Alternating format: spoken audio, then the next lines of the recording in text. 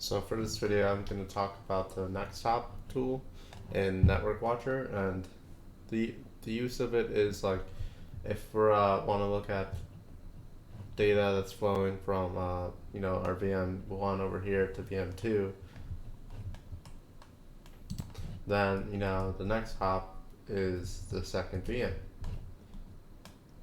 But what if the topology was different? What if there's a user defined route, and the route said that instead of going to VM, starting from VM1 and going to VM2 and the different subnets, easy connection like that, it's actually the packet is gonna actually go to this separate subnet, let's call it subnet C, and it's firewall appliance, and then it gets routed to subnet B to the second VM. So next hop will tell you, okay, it's the next hop is a firewall, not the VM, not the original destination. So anyway, it's useful, like IP flow verifies for like network security group rules. This one's useful for user defined routes. So let's actually go to next hop, and that's fine. So we're gonna look at VM1, and then it automatically fills in the IP address of it, the private one of your whatever you select here. See how it changes. So we're gonna look at VM1, and then the destination IP address we want to look at VM2. So we'll keep this open, and we'll get the private IP of VM2.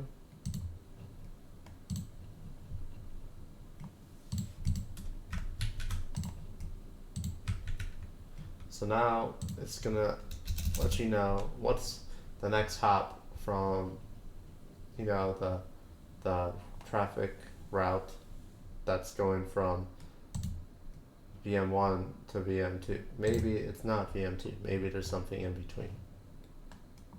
So let's do it. Let's check. I'll come back when it's ready.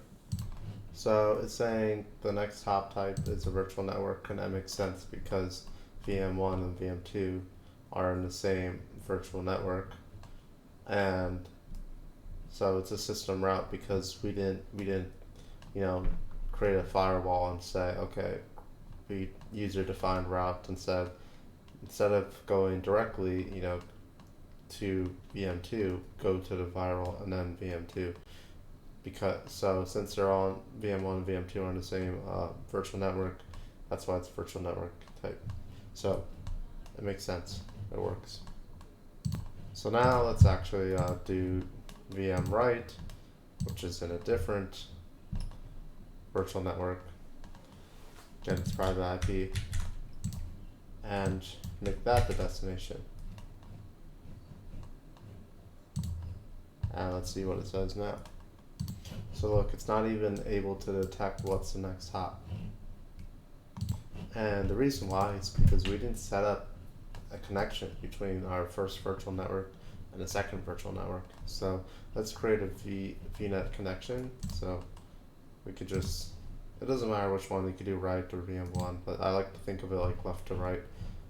So we go to our virtual network, and so let's create peerings. There it is. Add, and it'll be just whatever you want to call it. Peer A. And we want to allow, and then peer B. And we want, so VNet 1, we want to connect to VNet 2. Allow everything, and add. I'll come back. Alright, it's ready, and I'll even show you when you go to VNet 2, it's going to have that peering set up. There, peer B. So now it should work over here. Come back when it's ready. Alright, so now it works, and it says, okay, the next hop type is virtual network peering connection, which makes sense because that's how it's going from the virtual network 1 over here to VNet 2. It's using the VNet peering that we created. So, and that's a system route too. And so that's the next top tool in Network Watcher.